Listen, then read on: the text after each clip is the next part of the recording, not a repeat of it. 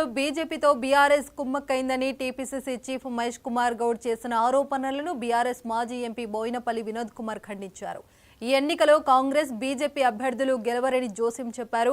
BRS MLC ఎన్నికలకు దూరంగా ఉండటానికి ప్రత్యేక కారణాలు ఏమీ లేవన్నారు. ఇది వరకు కూడా బీఆర్ఎస్ పోటీకి దూరంగా ఉన్న సందర్భాలు ఉన్నాయని తెలిపారు. ఇప్పుడు పొలిటికల్ ఇది చాలా తప్పుడు. ఈ ఎలక్షన్స్ అనేది ఎక్కడైనా ఎన్యూమరేషన్ ఎవరు చేస్తారండి? ఎలక్షన్ కమిషన్ చేయాలి. ఇప్పుడు ఏమైతే ఎన్యూమరేషన్ మొత్తం నువ్వు వెబ్సైట్ పెట్టేస్తాయంటే ఇప్పుడు క్యాండిడేట్ పోటీ చేస్తా అనుకున్నాడు పోయి ఓట్లు నమోదు చేయించాడు.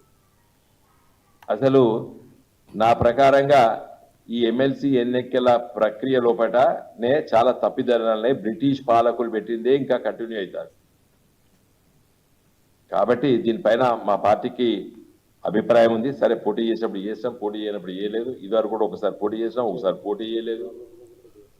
సరే, ఇది మా ప్రకారంగా దీన్ని డెఫినెట్గా మన పార్లమెంట్ ఎన్నికల్లో అసెంబ్లీ ఎన్నికల్లో ఓడిపోయినాం. కొంత నిరాశ నిస్పృహలో ఉన్నాం. మీ ఓటర్ నమోదు కార్యక్రమంలో పాల్గొనలేదు. ఉన్న విషయాలు చెప్తున్నా, దీని మొహమాటం లేకుండా. కానీ నా ప్రకారంగా వ్యక్తిగతంగా నేను ఇంకా పార్టీ కండవా ఉంది కానీ వ్యక్తిగతంగా నేను చెప్పేది ఏంటంటే ఇది బ్రిటిష్ సామ్రాజ్యవాదులు పెట్టినటువంటి ఎన్నికల ప్రక్రియ. దీనికి చాలా మార్పులు చేయాలి. ఒక గ్రాడ్యుయేట్ ఉంటాడు, టీచర్ ఉంటాడు, అతనికి 2 ఓట్లు ఉన్నాయి.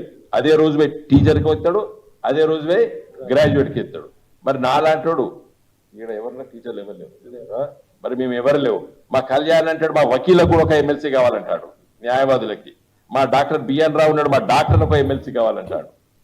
కాబట్టి దీనిపైన పెద్ద చర్చ పెట్టాలి. దీన్ని తీవ్రంగా ఖండిస్తున్నాం మేము. లోపక ఎలాంటి ఒప్పందాలు లేవు, ఏం లేవు.